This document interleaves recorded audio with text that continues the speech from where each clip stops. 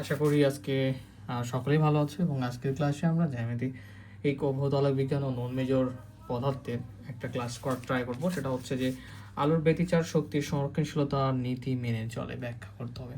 কি যে আলোর ব্যতিচার শক্তির সংরক্ষণশীলতা নীতি মেনে ব্যতিচার শক্তির সংরক্ষণশীলতা কি করে মেনে চলে। এরপরে প্রশ্ন আরেকভাবে আসতে পারে, ব্যতিচার শক্তির নিত্যতার সূত্র মেনে চলে, আলোর ব্যতিচার শক্তির সংরক্ষণ শক্তি মেনে চলে, আলোর ব্যতিচারের ক্ষেত্রে কীভাবে শক্তির সংরক্ষণ নীতি প্রযোজ্য, আলোর ব্যতিচারের শক্তির নিত্যতার সূত্র কীভাবে প্রযোজ্য হয়। তো প্রশ্নগুলো কয়েকভাবে হতে পারে সে সম্পর্কে তোমাদের একটু ধারণা থাকতে হবে, যাতে পরীক্ষায় যেভাবে আসুক না কেন যাতে তোমরা সমাধান করতে পারো। তো কেন শব্দ জানা দরকার? দেখা যাবে তুমি উত্তর জানো ঠিকই, কিন্তু প্রশ্নটা দেখার পরে তোমার মনে হবে যে না, এরকম প্রশ্নের উত্তর তুমি কোথাও দেখো না, কিন্তু উত্তর ঠিকই জানো। সো প্রশ্ন যত ধরনের হোক না কেন তোমার জানা প্রয়োজন, ঠিক আছে? তার আজকের প্রশ্নের যেটা আমরা সমাধান করব, আলোর ব্যতিচার শক্তির সংরক্ষণ নীতি মেনে চলে, এটা হচ্ছে আমরা ব্যাখ্যা করব। তো এটা খুবই গুরুত্বপূর্ণ একটা প্রশ্ন। তো এখানে মেইনলি ব্যতিচারটা কি, যে দুই বা ততোধিক তরঙ্গ যদি একসাথে একই স্থানে মিলিত হয়, কোথাও তীব্রতা বৃদ্ধি করবে, উজ্জ্বল করবে, আবার কোথাও অন্ধকার করবে, এই ঘটনাকে আমরা কি বলি, যে আলোর ব্যতিচার বলছি। তো আমরা আজকের উজ্জ্বল বিন্দুতে এবং অন্ধকার বিন্দুতে দুই জায়গাতেই আমরা দেখার চেষ্টা করব যে এর শক্তিটা কেমন। সেই শক্তির উপরে ডিপেন্ড করে আমরা গড় শক্তি বের করব, এবং গড় শক্তি বের করার পরে দেখব সেটা কত আসে, এবং পরবর্তীতে যদি ব্যতিচারের পরিবর্তিতে যদি তরঙ্গ দূরটা আলো বা অন্ধকার বা উজ্জ্বলে না হয়ে একইভাবে যে অগ্রসর হতো, সেক্ষেত্রে কেমন হতো, সেই মোট শক্তিটা কেমন, দুটো যদি একই ধরনের হয়ে থাকে তাহলে আমরা সেটাকে বলতে পারি যে ব্যতিচার শক্তির নিত্যতার নীতি মেনে চলে। তো শক্তির নিত্যতা নীতিটা কি ছিল? আচ্ছা, তো শক্তির নীতিটা কি ছিল? যে শক্তির সৃষ্টি নাই, ধ্বংস নাই, শক্তির মোট পরিমাণটা কি থাকে, স্থির থাকে, তবে সত্যি এক রূপ থেকে অন্য রূপে শুধু স্থানান্তরিত হয়। তো এমন একটা উদাহরণ দিলে, ধরো যে তোমার কাছে 10 টাকা রয়েছে, তোমার ফ্রেন্ডের কাছে 10 টাকা রয়েছে। এখন এই 10-10-20 টাকা যে কোনো এক ফ্রেন্ডকে দেওয়া হলো, ঠিক আছে? শুধু টাকার পরিমাণটা একই থাকলো, 10-10-20, শুধু দুইজনের জায়গায় একজন পেলো, বা টাকার পরিমাণটা একই থাকলো, কি হচ্ছে না, এই যে টাকাটার ধ্বংস হচ্ছে না, কিন্তু নতুন করে সৃষ্টিও করতে হলো না, পরিমাণটা সেমই থাকলো, শুধু একজনের কাছ থেকে আরেকজনের কাছে চলে গেলো। ব্যাপারটা সেম টু সেম আলোর ক্ষেত্রেও, শক্তির ক্ষেত্রেও। তো শক্তির আমরা দেখবো এখন যে আমরা বলতে পারি শক্তির নিত্যতা নীতি বা শক্তির অবিনাশিতাবাদ নীতি, ঠিক আছে, বা শক্তির সংরক্ষণ নীতি। শক্তির আমরা লিখতে পারি নিত্যতা, যেটা আমরা লিখি তাহলে যে শক্তির, প্রথমে সমাধানে লিখবো আগে শক্তির নিত্যতা, সমাধানটা এখান থেকে করি, রিল্যাক্স। শক্তির নিত্যতা নীতি। তো শক্তির নিত্যতা নীতি কি? যে শক্তির সৃষ্টি বা ধ্বংস হয় না। আমরা যদি সংক্ষেপে লিখি যে শক্তির সৃষ্টি বা ধ্বংস হয় না, তাহলে কি হয়, এটি শুধু আবার লিখতে পারি যে শক্তির মোট পরিমাণ স্থির থাকে, এটি শুধু এক রূপ থেকে অন্য রূপে পরিবর্তিত হয়।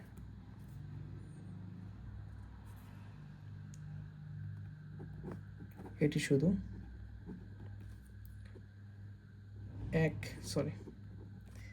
এক রূপ থেকে অন্য রূপে পরিবর্তিত হয়। তো এটাই হচ্ছে আমাদের, যে আমরা লিখতে পারি যে এটি শুধু এক রূপ থেকে অন্য রূপে পরিবর্তিত হয়, বা অন্য রূপে একটু আমরা সুন্দর ভাষায় লিখতে পারি যে রূপান্তরিত হতে পারে। তো অনেকভাবে থাকে, সমস্যা নেই। তাহলে শক্তির নিত্যতা নীতি কি ছিল? যে শক্তির সৃষ্টি বা ধ্বংস হয় না, শক্তির মোট পরিমাণটা স্থির থাকে, এটি শুধু একরূপ থেকে অন্যরূপে স্থানান্তর। খুবই সহজ, তাই না? শক্তির নিত্যতা নীতি। তো এই শক্তির নিত্যতা নীতিটা যে প্রুফ করে, এটা আমাদের দেখাতে হবে যে ব্যতিচারের ক্ষেত্রে। যে ব্যতিচারটা কি ছিল আমরা দেখলাম যে কোথাও একটু উজ্জ্বল, কোথাও অন্ধকার হতে পারে, এক্ষেত্রে শক্তির নিত্যতা নীতিটা মেনে চলে কিনা এটা আমাদের দেখাতে হবে। তো আমরা খুব সুন্দরভাবে প্রুফ করার ট্রাই করি। তো ব্যতিচারের ক্ষেত্রে লিখি যে ব্যতিচারের ক্ষেত্রে শক্তির নিত্যতার নীতি। তো ব্যতিচারের ক্ষেত্রে শক্তির নিত্যতার নীতিটা কেমন তাহলে?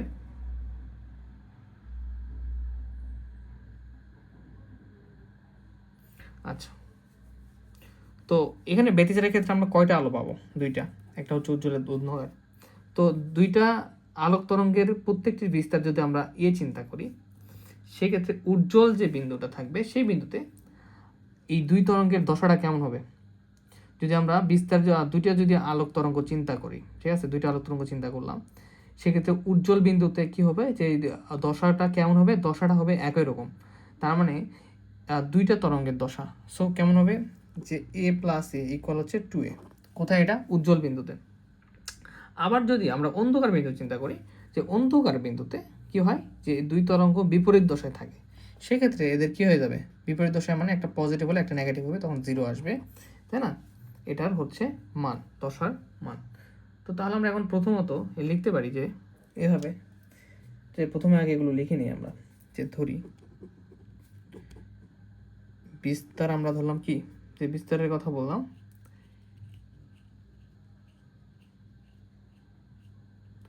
আমরা বিস্তার ধরে নিচ্ছি যে এ, ঠিক আছে। বিস্তারটাকে এ ধরলাম। কিসের বিস্তার? এটা তরঙ্গের বিস্তার। লব্ধি বিস্তার চিন্তা করতে পারি, যে লব্ধি বিস্তার বলতে যে এই যে বিস্তার দুইটা মাধ্যমে, এই দুইটা মাধ্যমের বিস্তারের কি যোগফল।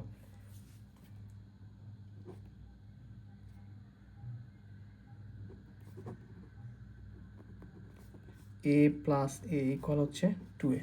ওকে, এখন শক্তি দুইটা চিন্তা করব, যে একটা হচ্ছে শক্তি, একটা হচ্ছে ই, একটা উজ্জ্বল মাধ্যমে, ও একটা হচ্ছে অন্ধকার মাধ্যমে এ প্রাইম, ঠিক আছে। তো এখন আমরা যে কাজটা করব, যে উজ্জ্বল বিন্দুতে, অর্থাৎ উজ্জ্বল বিন্দুতে এখন আমরা দেখব যে গঠনমূলক যে ব্যতিচারটা রয়েছে সেটা কেমন হয়। যা যা আমাদের টুকটাক ধরে নেওয়া দরকার সেটা নিলাম। অর্থাৎ সুন্দর করে উজ্জ্বল লিখবো। উজ্জ্বল আমার এখানে পেজ একটা আছে দেখে লেখাটা একটু এলোমেলো হচ্ছে, অনলি ওয়ান পেজ, সেখানে শক্ত হয়ে গেছে পেজগুলো। উজ্জ্বল বিন্দুতে, তো উজ্জ্বল বিন্দুতে কি হয় বলো? উজ্জ্বল বিন্দুতে যে দুই তরঙ্গের দশা একই থাকার ফলে আমাদের এখানে দশাটা আসবে, দুই তরঙ্গের দশা একই হওয়ার ফলে ওয়াই ইকুয়াল, আমরা এখানে 2a চিন্তা করতে পারবো, ঠিক আছে। তো আমরা এখানে জানি যে তীব্রতা আর হচ্ছে বিস্তারের মধ্যে একটা সম্পর্ক রয়েছে। তো এত ডিটেলস না করি আমি একবারে লিখে দিই। দেখো, উজ্জ্বল বিন্দুতে আমরা জানি, আমি এখানে একটু হালকা ডিটেলসটা লিখে দিই, যে উজ্জ্বল বিন্দুর ক্ষেত্রে দুই তরঙ্গের দশা, দুই তরঙ্গের, এখানে দুইটা তরঙ্গের কাজ হবে, দশা একই থাকবে। সেক্ষেত্রে আমরা ওয়াই ইকুয়াল দশা একই হওয়ার পরে এ প্লাস এ ইকুয়াল 2a লিখতে পারবো, ঠিক আছে। আর উজ্জ্বল বিন্দু তো আমরা আবার জানি, শর্ত কি, যে জানি যে এই যে তীব্রতা,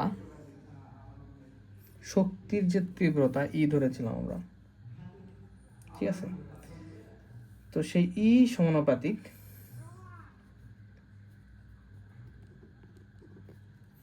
এই যে আমাদের যে দশা ছিল যে দুই তরঙ্গের 2a, সেটা হবে যে বিস্তারটা আর কি, কি এটা যে ওয়াই ইকুয়াল হচ্ছে বিস্তার বোঝাচ্ছে, বিস্তারটা কি হবে? বিস্তারের উপরে স্কোয়ার, 2a স্কোয়ার, ঠিক আছে। তার উজ্জ্বল বিন্দুতে কি, যে আমাদের যে শক্তি ছিল বা তীব্রতা সেটা সমানুপাতিক এই যে বিস্তার ছিল, আর উজ্জ্বল মাধ্যমে বিস্তার কি, দুইটা তরঙ্গ, সেই দুই তরঙ্গের এদের কি হবে?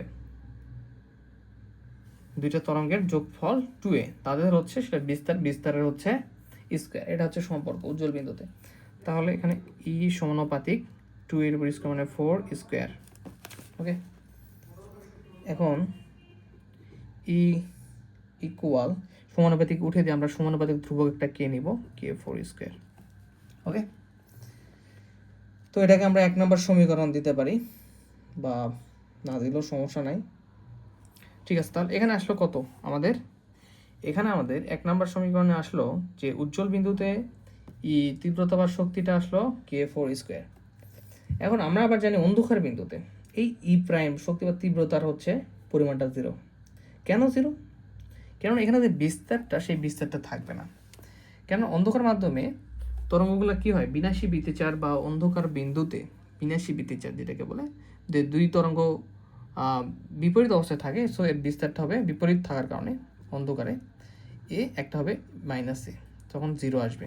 এই যে 2 স্কোয়ার এটা যদি 0 আসে তাহলে ই সমানুপাতিক 0 মানে কি, ই ইকুয়াল মানে ই প্রাইম ইকুয়াল 0 মানে কি হবে, তখন 0ই হবে। সো আমরা লিখতে পারি আবার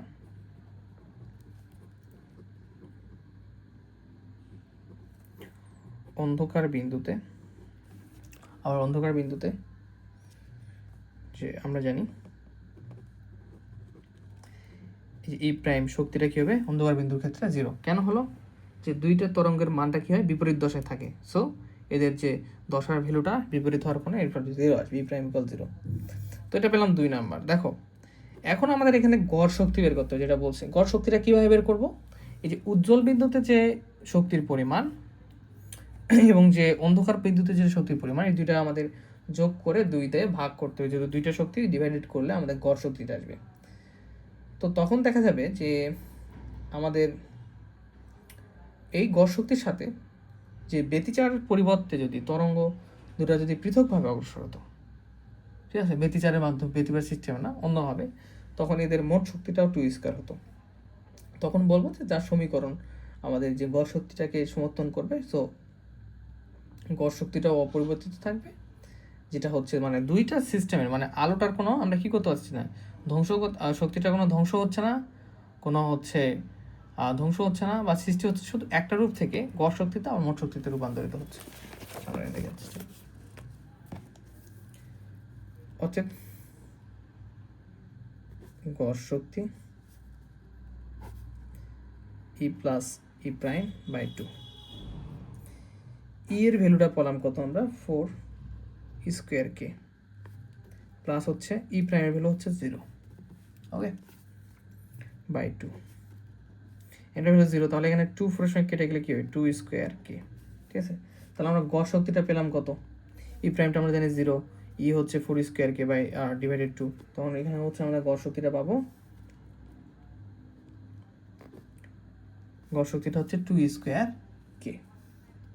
আচ্ছা, তো এখন গড় শক্তিটা তাহলে আমরা এখানে কি করতে পারি, এই যে কে ছিল এই কেটাকে উঠাই দিলে আমরা সমানুপাতিক ধ্রুবক যেহেতু আমরা এভাবে লিখতে পারি, অতএব গড় শক্তি সমানুপাতিক ধ্রুবক 2 স্কোয়ার। ওকে, এটাকে আমরা 3 নম্বর সমীকরণ দিলাম। তো এখন এটা কি ব্যতিচারের ক্ষেত্রে আমরা একটা গড় শক্তি পেলাম, আমরা লিখবো যে ব্যতিচারের পরিবর্তে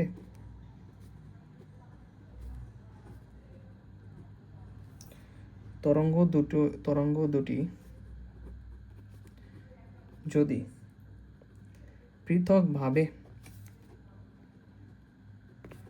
অগ্রসর হতো তবে প্রতিটি তরঙ্গের জন্য ওই বিন্দুর সরণটা কেমন হবে, বিন্দুর সরণ যদি হয় এ বা ওই যে বিস্তারের সিস্টেমটা তখন এ যদি হয়, এবং শক্তিটা তখন কি হবে, শক্তিটা হবে শক্তি সমানুপাতিক স্কোয়ার।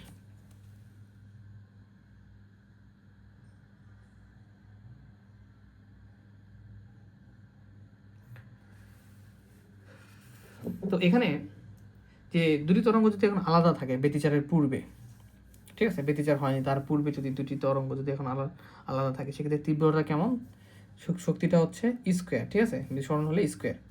তো তখন মোট তীব্রতা কী হবে, দুইটা সরণ, দুইটা এ ঘটবে আমাদের দুইটা তরঙ্গ। তাহলে এখানে যদি অগ্রসরিত হয় প্রতিটি তরঙ্গের জন্য এটা সরণের মান এত এবং এর শক্তিটা হবে কত স্কোয়ার পরিমাণ এ প্লাস এ। তো দুইটা তরঙ্গে একটা তরঙ্গের জন্য যদি স্কোয়ার হয় আরেকটা তরঙ্গের জন্য হলে কী হবে আরেকটা স্কোয়ার, তাহলে মোট হবে কি মোট শক্তিটা হবে দুইটার জন্য, অতএব মোট শক্তিটা হবে সমানুপাতিক 2 স্কোয়ার। কেন একটা যদি স্কোয়ার হয় ভিন্ন তরঙ্গ, এটা ব্যতিচারের কাহিনী ঘটতেছে না এখানে, আমাদের ব্যতিচারের পূর্বে দুটি তরঙ্গ আলাদা যদি থাকে সেক্ষেত্রে যে দুইটা তরঙ্গ কথা আমরা বলছি ব্যতিচারের ক্ষেত্রে সেটা আলাদা থাকে, সেক্ষেত্রে একটা হচ্ছে স্কোয়ার আর একটা হচ্ছে স্কোয়ার শক্তি। তো সেটা হচ্ছে আমাদের তাহলে এখানে মোট শক্তি হয়ে যাবে, সেটা হচ্ছে সমানুপাতিক 2 স্কোয়ার, যার সমীকরণ 3কে সমর্থন করে যে গড় শক্তি ব্যতিচারের যে শক্তি সেটা হচ্ছে আমার, তার মানে এখানে কি ব্যতিচারের পূর্বের যে শক্তিটা এবং ব্যতিচারের সময় শক্তিটা দেখো সেম 2 স্কোয়ার আসছে, যা সমীকরণ 3কে সমর্থন করে এবং গড় শক্তি অপরিবর্তিত। যার সমীকরণ কি 3কে সমর্থন করতেছে এবং গড় শক্তিটা অপরিবর্তিতই রয়েছে মোট শক্তির সাথে। সুতরাং আমরা বলতে পারবো অতএব ব্যতিচার যে ব্যতিচারটা ছিল, ব্যতিচারটা শক্তির নিত্যতার সূত্র মেনে চলে। আচ্ছা, এখন আমরা একটা ফাইনাল রিভিউ দিই ঘটনা কি ঘটলো। এখানে বলতেছে ব্যতিচারের ক্ষেত্রে বলতে কি যে দুইটা হচ্ছে ব্যতিচারের ক্ষেত্রে দুইটা তরঙ্গ, একটা হচ্ছে উজ্জ্বল বিন্দুতে একটা অন্ধকার বিন্দুতে ক্ষেত্রে। তো বলছে এখন তো শক্তি তো ব্যতিচারের আগে যেমন ছিল ব্যতিচার হওয়ার পরও কি একই থাকবে কিনা, যে শক্তির যে নিত্যতার রুলস, যে শক্তি এক রূপ থেকে অন্য রূপে যা সৃষ্টি হয় না, ধ্বংস হয় না, এর হচ্ছে কি থাকবে, শক্তি এক রূপ থেকে অন্য রূপে রূপান্তরিত মোট শক্তির মোট পরিমাণটা কি থাকে, শক্তির মোট পরিমাণটা স্থির থাকে। তো আমরা এখানে দেখার চেষ্টা করলাম যে শক্তির যে পরিমাণটা সেটা একই থাকলো, দেখা গেল ব্যতিচার হওয়ার পরেও এদের গড় শক্তি মানে দুইটা মিলে টোটাল শক্তিটা আসলে 2 স্কোয়ার, এবং ব্যতিচারের আগে যে বিন্দুটা আলাদা আলাদা থাকলে এদের যে শক্তি স্কোয়ার ছিল সেটাও হচ্ছে আমাদের 2 স্কোয়ারই ছিল। তো টোটাল মিলে আমরা বলতে পারি যে ব্যতিচার শক্তির নিত্যতার সূত্র মেনে চলে। ধন্যবাদ। নেক্সট ক্লাসে আমরা আরও কিছু এক্সাম্পল সমাধান করবো।